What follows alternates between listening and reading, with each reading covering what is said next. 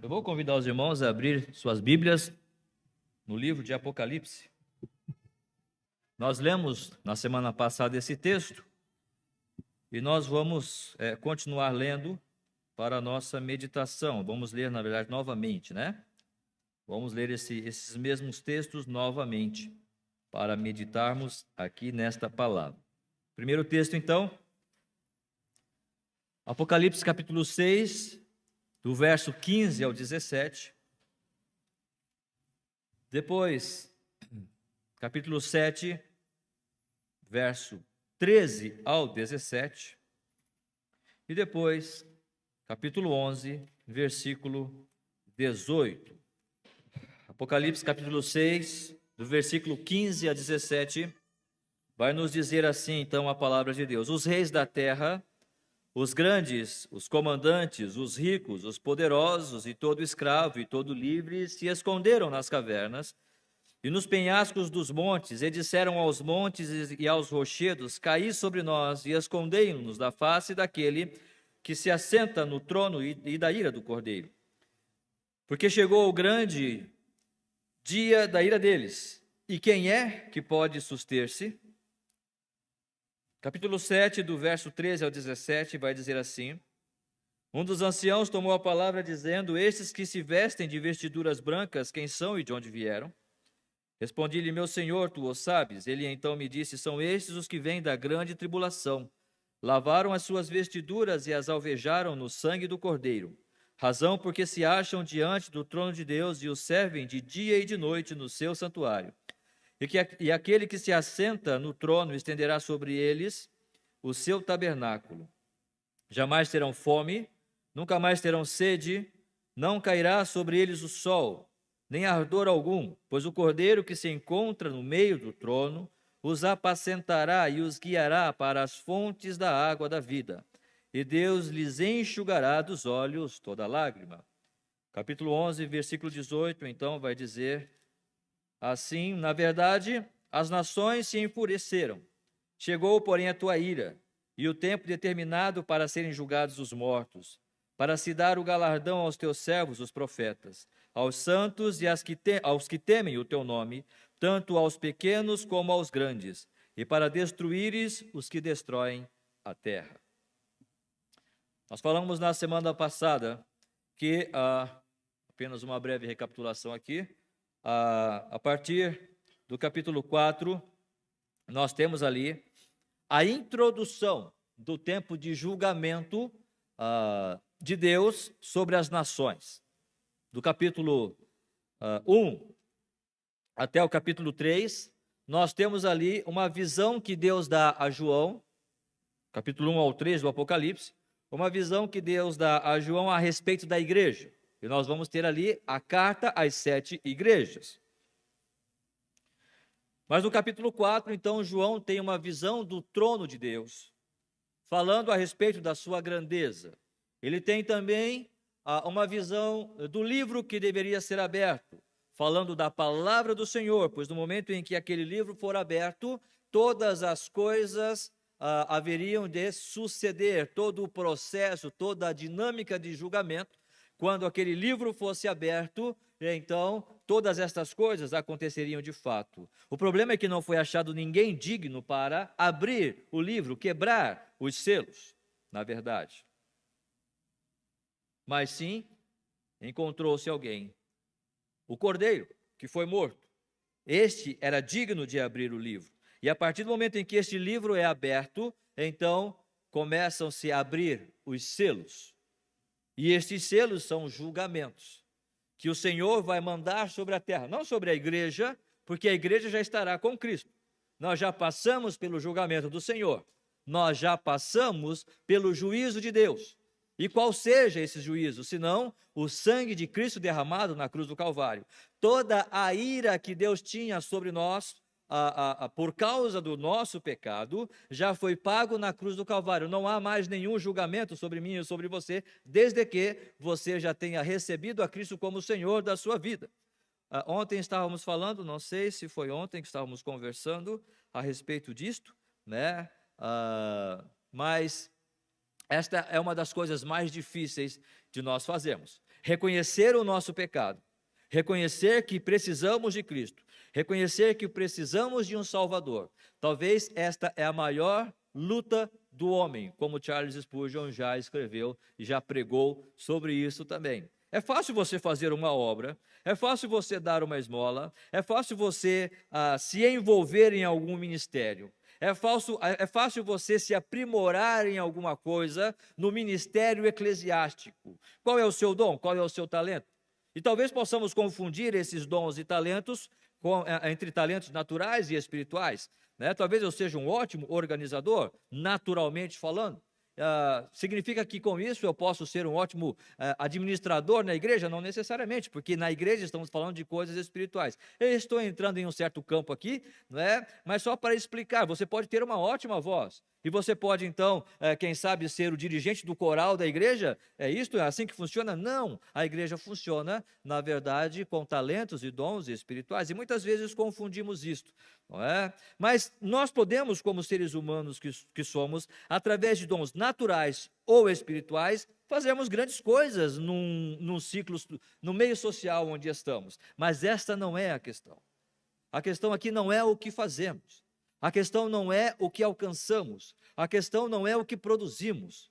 No que diz respeito ao julgamento de Deus sobre nós, a ira de Deus contra o pecado, ela foi paga não no que nós fazemos, não será paga através das nossas ações, mas já foi paga em Cristo Jesus. Quando ele morreu na cruz do Calvário, e se eu olhar com fé para a obra de Cristo Jesus, entendendo o meu pecado, ali todo o meu pecado já foi pago. Eu já fui aceito como filho de Deus na sua família. Portanto, não há mais julgamento sobre a igreja. O julgamento que haverá de iniciar aqui, a abertura dos selos, o toque das trombetas e o derramamento das taças, será para aqueles que rejeitaram a Cristo Jesus como Senhor e Salvador das suas vidas. A pergunta é, o desafio é, você já fez isso? Você já tomou uma decisão ao lado de Cristo, reconhecendo de fato o seu pecado? Porque se Cristo voltar agora, neste exato momento, aonde você estará? Se Cristo retornar agora em glória, para levar consigo a sua igreja, aonde você estará? O que será de você?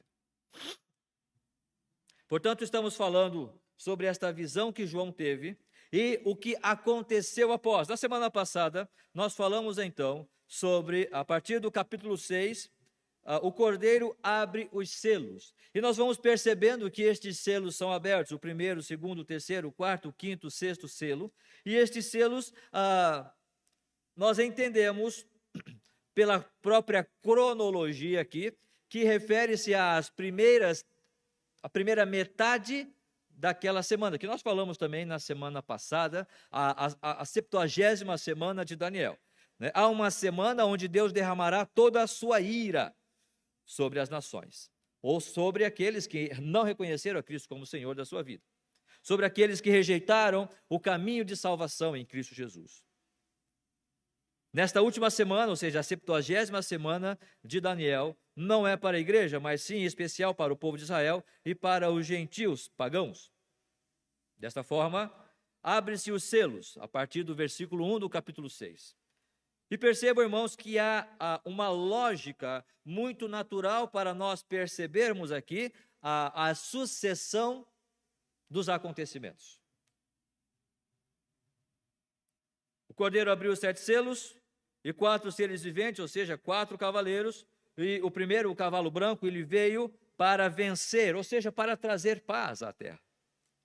Mas ele vai falhar. E no versículo 13 vai dizer que o segundo cavaleiro vai trazer animosidade, atrito e conflito na terra. E foi-lhe dado poder para tirar a paz dos homens.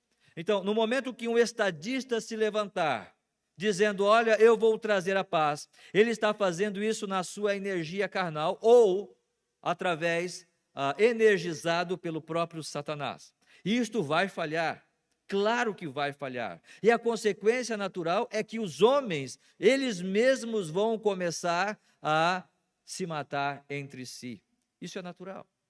Já viram filmes apocalípticos, por exemplo, onde a terra toda foi dizimada e sobrou apenas um pequeno grupo de pessoas? Enquanto que aquelas pessoas poderiam se unir e pensar de forma concorde e trabalhar juntos e unidos para o bem do grupo, não, eles começam a se matar um ao outro, né? É assim que é a natureza humana, é assim que funciona. E aí, decorrente disto, através ou por causa desta animosidade nacional, o que virá? A escassez de alimento. A partir do versículo 5, você vai perceber, uma medida de trigo por 1 denário, 3 medidas de cevada por 1 denário. Se você pesquisar isso, você vai ver que estes alimentos são caríssimos dentro dessa realidade. Por quê? Por causa da falta de diplomacia entre as nações, os alimentos vão se tornar muito caros. Haja visto o que está acontecendo nos países vizinhos aqui. Em decorrência disso, haverá fomes, doenças, por causa da má alimentação. A partir do versículo 7, você vai perceber a abertura do 4º selo. E aí, então, o 5º selo é aberto. E então, cataclismas haveriam de ser testemunhado. Perdão, 5º selo, são as orações dos santos, não é? Aqueles que estão vivendo nesse tempo, aqueles que estão vivendo nesse momento, estão sendo perseguidos por causa do testemunho da palavra, eles estão orando e dizendo: Senhor, até quando? E no 6º selo, então, é aberto, versículo 12, e ali cataclismas, que nós já estamos acostumados a ver até, isso já está se tornando normal no nosso dia a dia.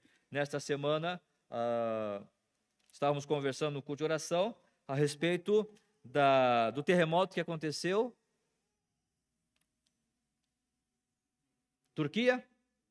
Na Turquia, quantas pessoas morreram? Eu não me recordo. 2.000? 28.000? 25? Está por aí, mas é bastante gente. Enfim, irmão, está se tornando corriqueiro. Já não falamos mais isso. É terremoto aqui, é terremoto ali, ventos, tempestades, enchentes e por aí vai. Não é, pastor, é porque antigamente não se tinha os dados disso. Aí vamos tentar explicar isso, né? A racionalidade humana tentando explicar as coisas que a palavra do Senhor já está profetizando. Por que estamos falando isso, irmãos? Se você olhar de maneira racional, quando estes selos são abertos, cada uma destas coisas que acontecem, você pode encontrar uma explicação lógica para isso. Mas é que tentaram fazer a paz, então os homens são assim mesmo, então começaram a brigar entre si, e aí então faltou alimento, o alimento ficou caro, aí então começaram... Tudo tem uma explicação lógica. Porque esta é a grande tribulação, este é o tempo de tribulação, aonde as pessoas estão sofrendo, mas não conseguem perceber isto. Porque a mente humana consegue encontrar uma explicação para isto. Será que todas as coisas que nós estamos vendo já não são o início das dores? Como o Senhor Jesus Cristo mesmo profetizou? E talvez nós já... vivendo isto, acostumados com isto, não estamos tomando estas realidades como simplesmente coisas, coincidências ou como coisas decorrentes das questões naturais mesmo. Mas o fato é que, na abertura do 6º selo, nós vemos que há 144.000 testemunhas, a partir do capítulo 7, que haverão de pregar o evangelho aqui nesta terra. Nós lemos, irmãos, no capítulo 6, no versículo 17, porque chegou o grande dia da ira deles, e quem é que pode suster-se? Quem é que vai sustentar você? Nos momentos de angústia, nos momentos de tribulação, nos momentos de decepção. Perceba que nós não estamos vivendo a grande tribulação, mas nós já passamos por tribulações nesses tempos. No mundo tereis aflições, mas tende bom ânimo. Eu venci o mundo. O Senhor Jesus Cristo também disse que nós passaríamos por tribulações, privações, frustrações nessa terra. Tristezas, lágrimas cairiam. Ele promete alegria, paz e gozo também a nós. Mas ele não extingue em nenhum momento na sua palavra o fato de que nós passaríamos sim por tribulações e provações. E desta forma estamos vivendo cada dia nesta terra, aguardando a volta do nosso Senhor. Mas até que esse dia chegue, até que realmente os nossos corpos sejam transformados e as nossas vidas totalmente isentos do pecado e da limitação que Ele traz para nós, quem é que vai sustentar você? Quem é que vai me sustentar? Esta é a pergunta aqui, porque chegou o grande dia da ira deles. E quem é que pode nos sustentar nessas tribulações? Nós vimos na semana passada que esses 144 mil, mesmo sob as perseguições, mesmo sob mortes, eles permaneceram firmes e fiéis. Eles se sustentaram, sabe por quê? Porque eles eram as testemunhas do Senhor.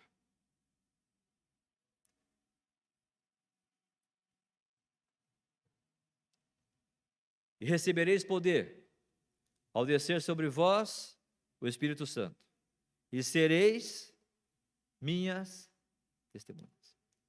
Quem te dá o poder, quem me dá o poder para permanecer nesta terra, em alegria, em santificação, em consagração, não sou eu, não é o que eu faço, não é o que você faz, mas é o poder do Espírito Santo agindo em nós, assim como estava agindo nesses 144 mil, ele age na sua vida, no seu coração, para nós permanecermos firmes, apesar das várias situações que possam acontecer.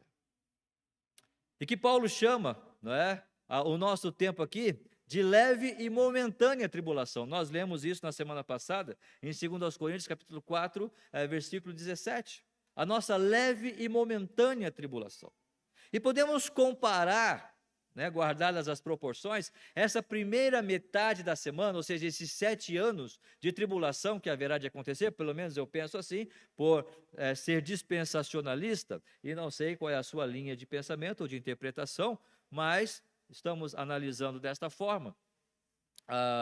Então entendemos que haverá 7 anos de tribulação, e nos primeiros 3 anos e meio, estas tribulações acontecerão, ou seja, a abertura destes selos, ou pelo menos desses 6 selos. São tribulações, mas elas podem ser explicadas racionalmente. Mas quando se abre, então, o 7º selo, o 7º anjo toca a sua trombeta.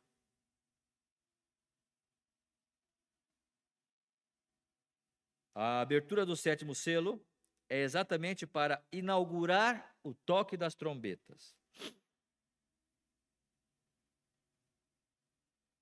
Vamos ler capítulo 8. Quando o cordeiro abriu o 7º selo, houve silêncio no céu cerca de meia hora. Então viu os 7 anjos que se acham em pé diante de Deus, e lhes fora dados 7 trombetas. Veio outro anjo e ficou de pé junto ao altar com um incensário de ouro, e foi-lhe dado muito incenso para oferecê-lo com as orações de todos os santos, sobre o altar de ouro que se acha diante do trono. Da mão do anjo subiu à presença de Deus a fumaça do incenso com as orações dos santos. E o anjo tomou o incensário, encheu do fogo do altar e o atirou à terra. E houve trovões, vozes, relâmpagos e terremoto. Então os 7 anjos que tinham as 7 trombetas prepararam-se para tocar. Irmãos, eu quero abrir um parêntese aqui. Quando nós lemos aqui, no capítulo 8, no versículo 3, veio outro anjo e ficou de pé junto ao altar com um incensário de ouro, e foi-lhe dado muito incenso para oferecê-lo com as orações de todos os santos. Que orações são essas? A princípio nós entendemos que são as nossas orações.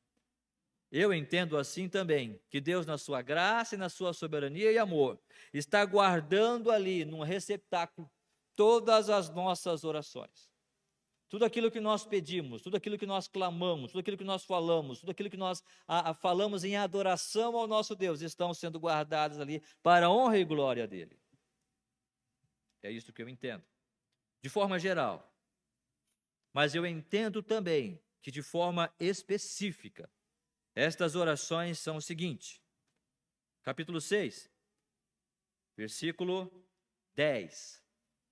Clamaram em grande voz, dizendo: até quando, ó soberano Senhor, santo e verdadeiro, não julgas nem vingas o nosso sangue dos que habitam sobre a terra? Esta é uma oração. É uma oração de alguém que já está cansado disso aqui.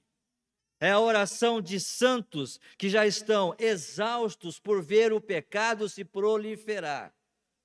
Ontem estávamos conversando ali, eu não estava conversando, os irmãos estavam conversando, eu estava só ouvindo, né? Ali de bituca na conversa. E como que homens podem ouvir determinadas músicas altas. Só de você pensar naquilo, você já entende que aquilo é um pecado, é uma afronta à santidade de Deus. E como que as pessoas podem ouvir isso, e ouvir isso de forma audível, e para todos, e querem que todos ouçam. Este é o nível de degradação no qual o ser humano chegou, e vai piorar. A grande questão é, aonde nós estamos? As nossas orações estão mostrando esta indignação com relação àquilo que está acontecendo nesta terra? Até quando, Senhor? E aí então o Senhor vai dizer, no versículo 11, então a cada um foi dada uma vestidura branca, e lhes disseram que repousassem ainda por um pouco de tempo. Espera, aguarda, a minha ira, todo esse pecado das nações, dos seres humanos, eu estou ajuntando tudo isso, eu estou ouvindo a oração de vocês. Irmãos, qual tem sido a nossa oração? Senhor, me dá, me dá. Senhor, eu preciso. Senhor, eu necessito disso ou daquilo. E eu choro, ó Senhor, eu preciso da casa. Senhor, eu preciso disso, eu preciso de um salário melhor. É isto que realmente nós precisamos? Ou nós estamos indignados até mesmo contra o nosso próprio pecado? Dizendo, Senhor, eu não aguento mais olhar nem mesmo para mim. Porque eu sei que eu poderia ser melhor, mas eu não consigo.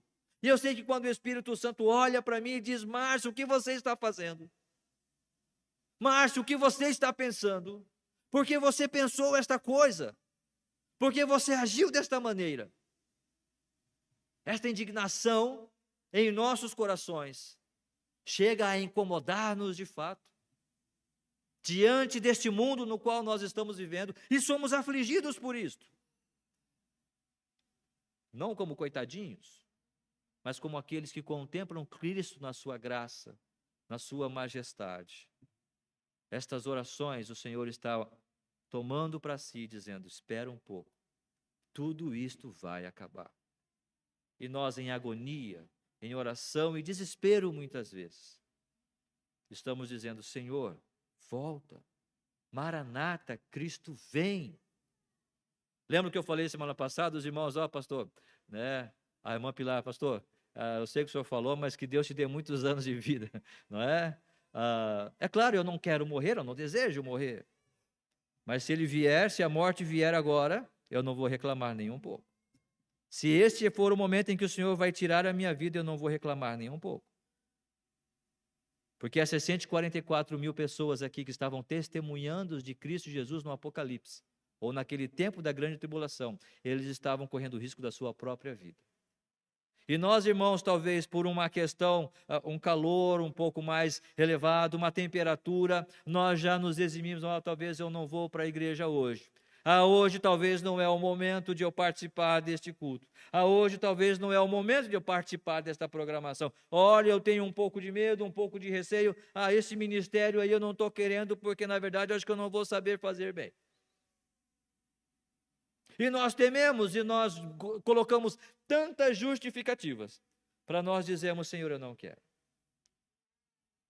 Essas são as orações dos santos, que o Senhor está olhando e vai para responder a estes santos com relação aos seus pedidos. Será que é por isso mesmo que muitas vezes podemos ver de forma tão fraca e minguada os nossos cultos de oração? Isso não é repreensão, estou apenas trazendo uma observação. Por que os nossos cultos de oração, muitas vezes, eles são tão difíceis de eles realmente acontecerem de forma vívida. Não são as nossas orações que o Senhor está guardando ali? Mas a palavra do Senhor segue, e o pensamento segue. Toca-se então a primeira trombeta, capítulo 8, versículo 7. O primeiro anjo tocou a trombeta e houve saraiva e fogo, mistura com sangue, e foram atirados à terra. Foi então queimada a terça parte da terra e das árvores e também toda a erva verde. Irmãos, aqui é a segunda metade da tribulação. Aqui é chamado a grande tribulação. Não tem explicação lógica para isso. Aqui não há explicação racional. Talvez na primeira semana haveria uma lógica, uma sequência lógica para explicar aqueles eventos. Aqui não tem. E aí podemos ir para o segundo. O segundo anjo tocou a trombeta e uma que com grande montanha ardendo em chamas foi atirada ao mar, cuja terça parte se tornou em sangue. E morreu a terça parte da criação que tinha vida existente do mar, e foi destruída a terça parte das embarcações.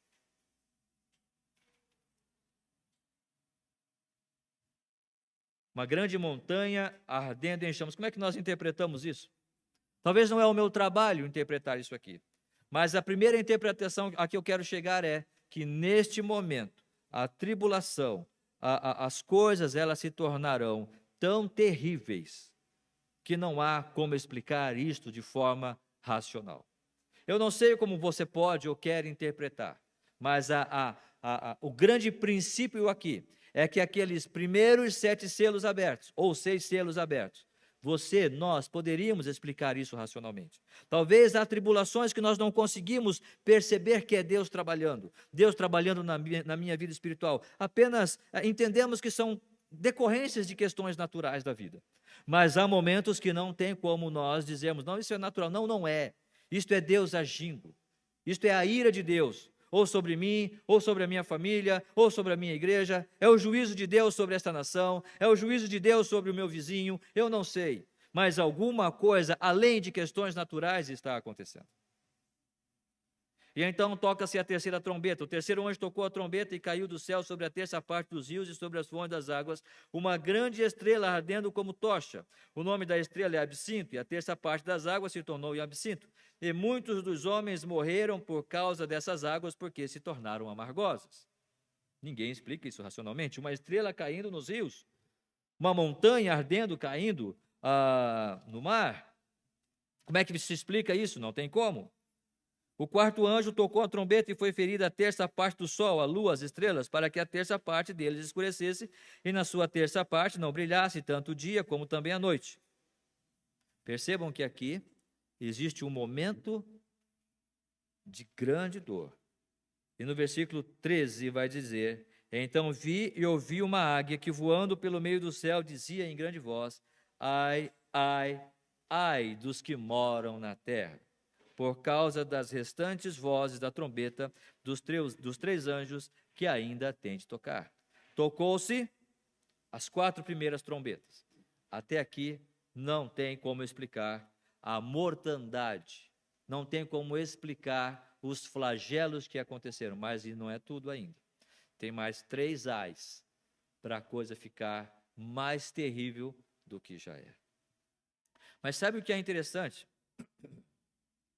A quinta trombeta e a sexta trombeta são tocadas.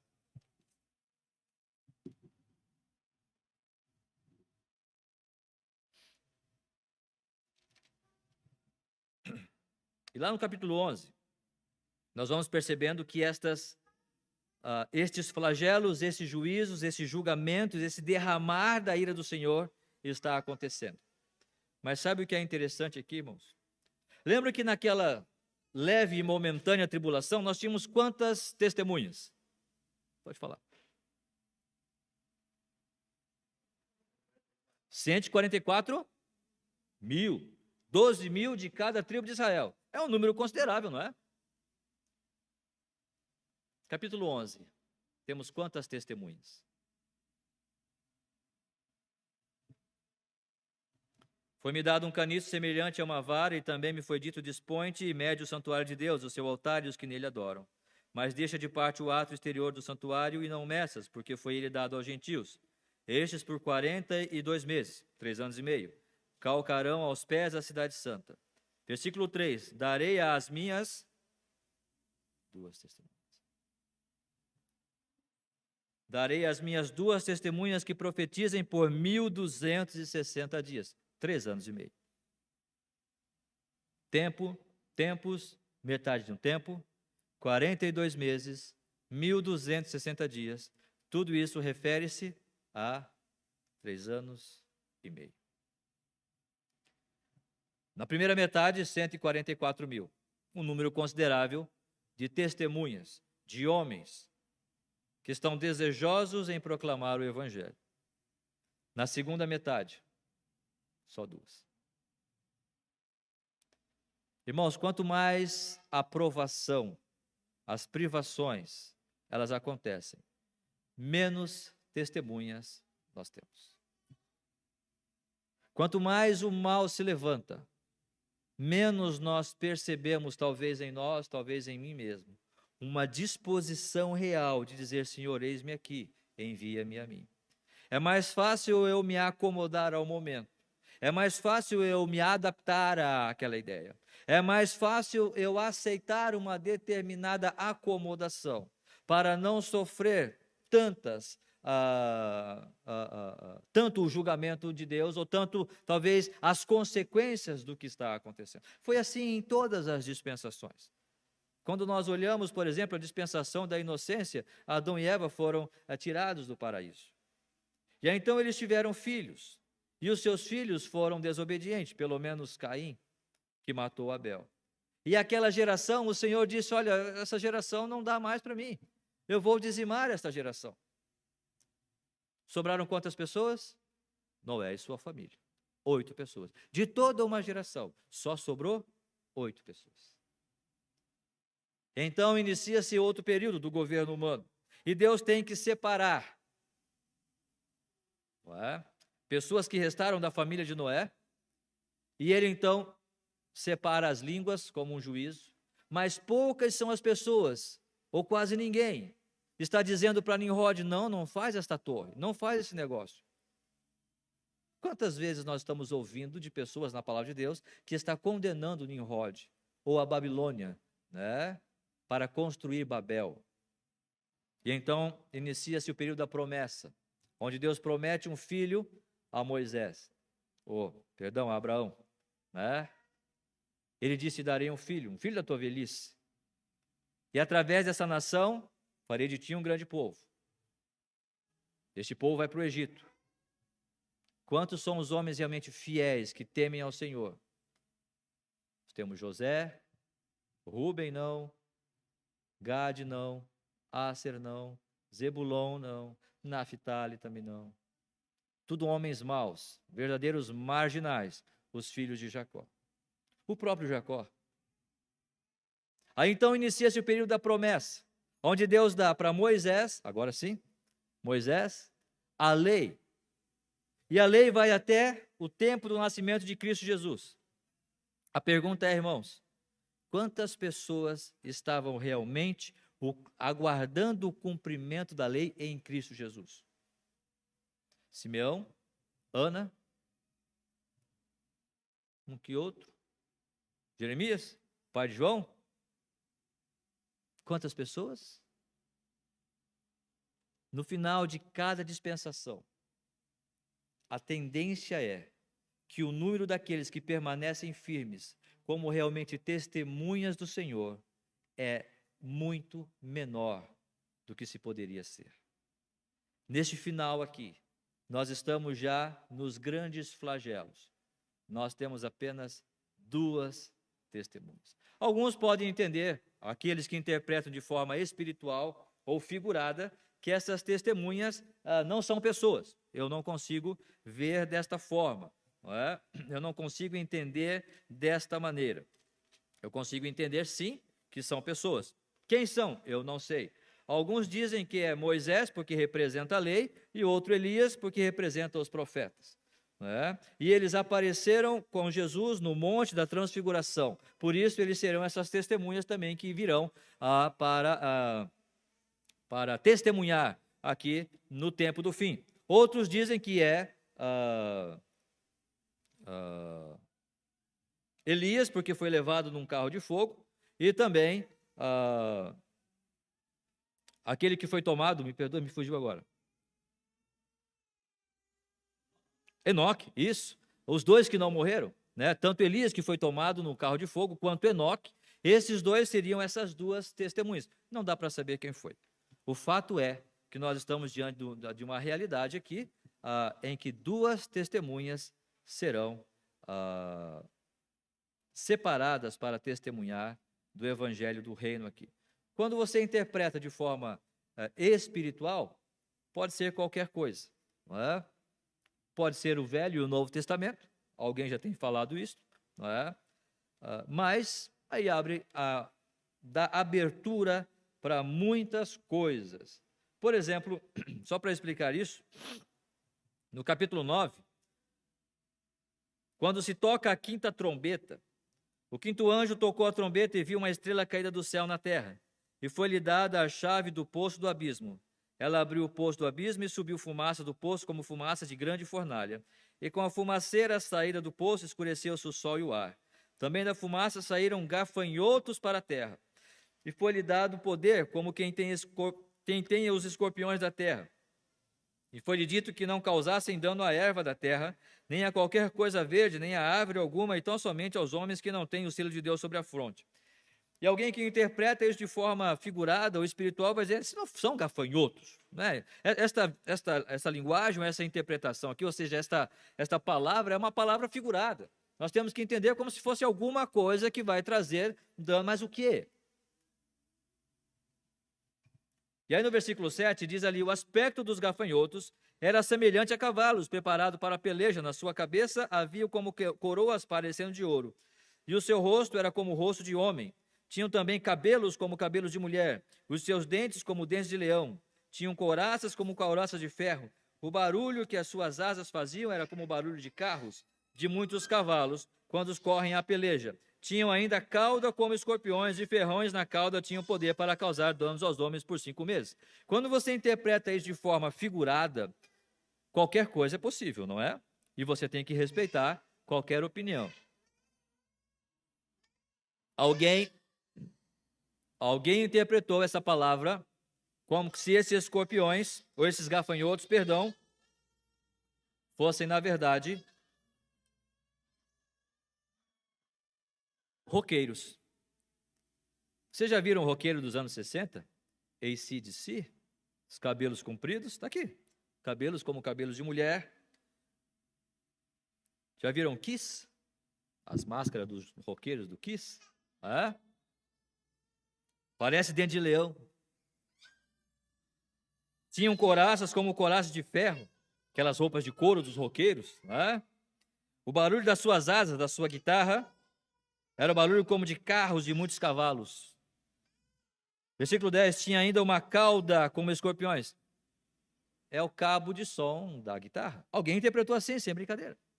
Então, quando você espiritualiza a palavra de Deus, você pode entrar em áreas complicadas.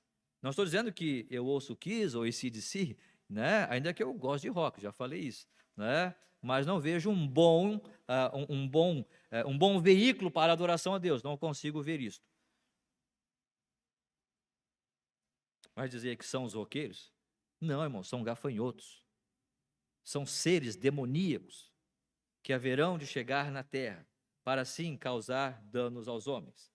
E percebam que o risco de nós não acreditarmos nessa verdade é o mesmo risco que as pessoas antes de Noé não acreditaram que ia chover por 40 dias e 40 noites, porque nunca tinha chovido. E choveu, mas a chuva para eles era uma irrealidade. O dilúvio para eles era uma fantasia. Noé, você está louco. Nunca choveu, não existe esse negócio de chuva. Mas vai chover, Deus está falando. Que você está doido? Quando a palavra do Senhor está dizendo que vão vir gafanhotos, que na verdade são demônios, São seres demoníacos que vão vir para atormentar os homens que estão aqui na terra, aqueles homens que rejeitaram a palavra de Deus, aqueles homens que estão aqui, mas negaram a Cristo, negaram-se a curvarem-se à obra, diante da obra de Cristo Jesus na cruz do Calvário. Esta é a realidade da palavra, pura e simples. Agora, mesmo que não seja, vamos imaginar, eu prefiro crer que são, para que este padrão aqui me leve a ter este nível de temor e de respeito e reverência para com a palavra do Senhor, porque Deus é poderoso para fazer isso, porque esse mesmo Deus é o Deus que mandou codornizes para alimentar o povo de Israel, é o mesmo Deus que mandou o maná, e nunca existiu o maná, aquelas sementinhas que caíam do céu para alimentar. Você crê nisso? É o mesmo Deus que abriu o mar vermelho. Porque se esse Deus é poderoso para fazer isso, por que ele não é poderoso para permitir que seres demoníacos como este, desta forma, que talvez João não conseguiu entender, mas na sua linguagem humana ele tentou expressar o melhor possível. Mas são literalmente seres que vão trazer danos à terra. Quem poderá suster-se nesses dias? Se você continuar a ler, você vai perceber que na sexta trombeta, quando troca no versículo 13, um exército de anjos são levados para destruir, matar, dizimar a terça parte dos homens, além dos que já morreram.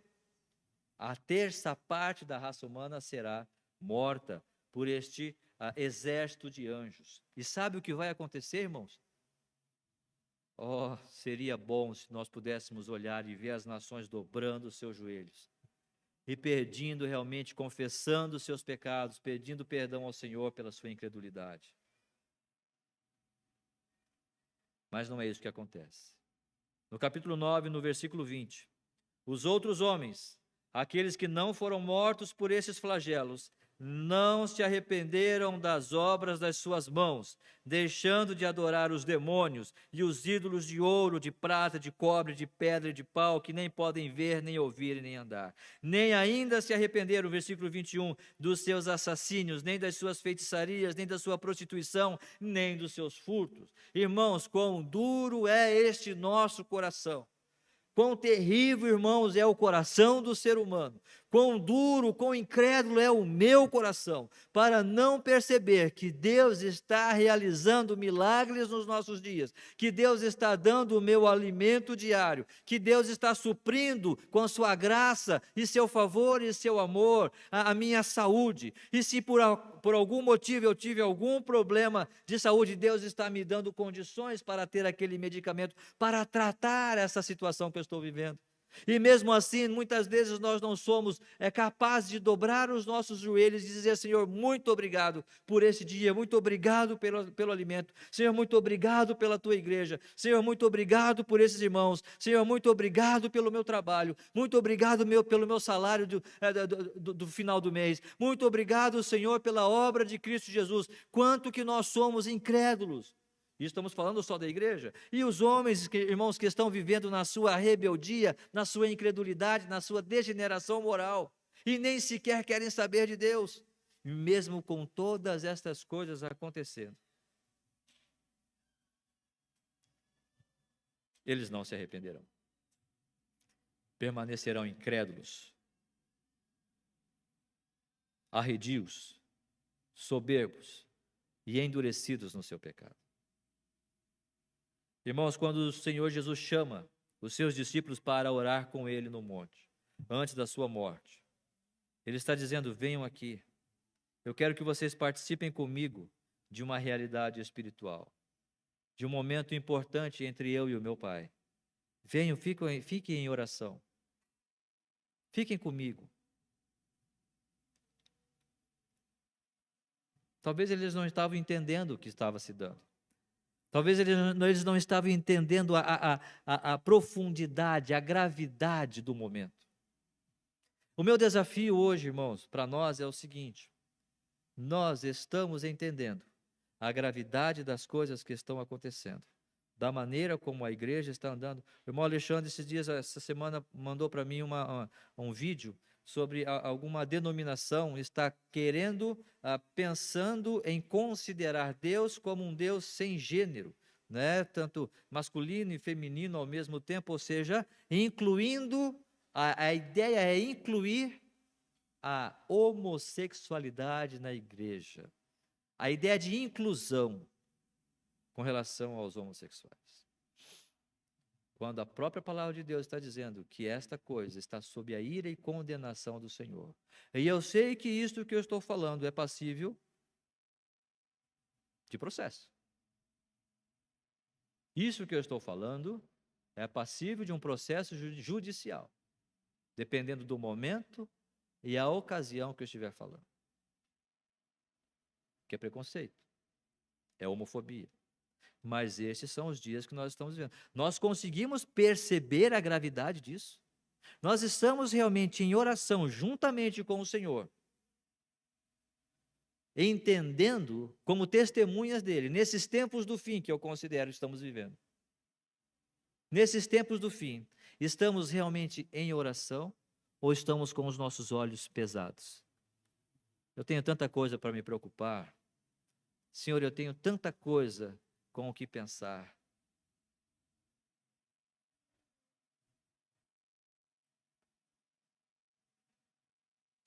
Para terminarmos, capítulo 11, versículo 18. Na verdade, as nações se enfurecem. Chegou, porém, a tua ira, e o tempo determinado para serem julgados os mortos. O tempo determinado para o Senhor responder aquelas orações dos santos que foram mortos, que sofreram. Aqueles santos que sofreram perseguições por causa do teu nome. Chegou, o Senhor vai responder às orações deles. Para se dar o galardão aos teus servos, os profetas, aos santos e aos que temem o teu nome, tanto aos pequenos como aos grandes, e para destruírem os que destroem a terra. Então chega aqui o terceiro ai, chega aqui o momento final, onde o Senhor vai responder às orações, às minhas orações, às suas orações, a nossa oração de indignação contra tudo isso. Porque estamos orando junto com o Senhor, estamos indignados, estamos esperando realmente a volta do Senhor Jesus Cristo. Abriu-se então o santuário de Deus, que se acha no céu, versículo 19, e foi vista a arca da aliança no seu santuário, e sobrevieram relâmpagos, vozes, trovões, terremoto e grande saraivada. Imagine este momento. Quando dá um trovão lá, aqui, um relâmpago, a gente já fica meio receoso. Imagine qual não será, irmãos, este momento onde o Senhor vai manifestar toda a sua glória e poder. Quem haverá de suster-se? Quem haverá de permanecer? Você? Você tem certeza de que quando essas coisas se derem, você estará guardado nas mãos do Senhor para dizer: não, eu estou guardado nas tuas mãos, Senhor. Eu permanecerei, não por mim, mas pela tua obra, pela obra do teu Filho e pela tua graça, o Senhor me guardará destes tempos terríveis. Que o Senhor nos abençoe. Se alguém em nosso meio que ainda não tem tomado uma decisão ao lado de Cristo, para não passar por este momento, porque eu creio que a igreja não passará, faça isso ainda hoje. Tome essa decisão ao lado de Cristo Jesus. Não se permita andar, caminhar nesta incredulidade. A coisa está séria. O momento está grave. Talvez por questões políticas a gente já fica indignado com o que está acontecendo no nosso país. Mas as coisas celestes, elas não têm comparação. E a nossa indignação deve ser muito maior com as coisas que estão acontecendo aqui nesse nosso país e nesse nosso mundo. Qual não deve ser a nossa indignação? E dizer: Senhor, volta, estamos te aguardando. Permaneçamos em oração com o Senhor. Que os nossos olhos não pesem, seja qual for o motivo. Questão financeira, trabalho, questões materiais, saúde. Talvez é fácil para eu falar, porque eu não tenho nenhuma dor. Estava falando com o meu irmão essa semana, Márcio. As minhas dores são constantes. Meu irmão é um ano mais velho do que eu. As minhas dores são constantes, Márcio. Há tumor no meu rim, tumor na minha coluna. Algumas colunas ali, né, algumas vértebras estão danificadas, comprometidas. É fácil para eu falar o que eu estou dizendo. Mas é difícil para eu, talvez, estar vivendo o que ele está vivendo. E talvez eu não sei qual é a sua dor. emocional, psicológica, espiritual, eu não sei. Mas o desafio aqui é o seguinte: não permita que estas coisas pesem os seus olhos. Permaneça firme em oração com o Senhor Jesus Cristo, porque só Ele pode nos sustentar, independente das provações que passemos. Vamos orar? Nosso Deus e nosso Pai, nós rogamos a Tua graça, Senhor, para com a nossa vida. O Senhor já tem manifestado este favor a nós. O Senhor já tem dado a Tua graça aos Teus servos, aos Teus filhos, aos santos, ó Deus, que confessam o Teu nome. Mas, ó Deus, assim como Pedro, Tiago e João, que também confiavam no Senhor, já tinham demonstrado esta fé. Mas como homens que são, ó Deus, que eram, eles manifestaram esta fraqueza. Oramos, ó Deus, para que também como homens, como eles, o Senhor nos desperte, pelo menos, ó Deus, nesses tempos do fim, nesses tempos que vemos tantas coisas acontecendo, que nós possamos perceber que é a Tua mão agindo sobre o ser humano, sobre a Tua igreja. E que assim, ó Deus, possamos caminhar firmes com o Senhor em oração, para que as nossas orações sejam em agradecimento, sejam em pedidos, ou sejam em indignação por conta do próprio pecado, possam estar diante do Senhor como um incenso a Deus, que glorifica e exalta o Teu nome. Senhor, peço pela Tua igreja, peço por cada um de nós, peço por mim, peço pelas nossas vidas, ó Deus, que o Teu Santo Espírito nos conduza, que a graça do Senhor Jesus Cristo esteja conosco a cada dia.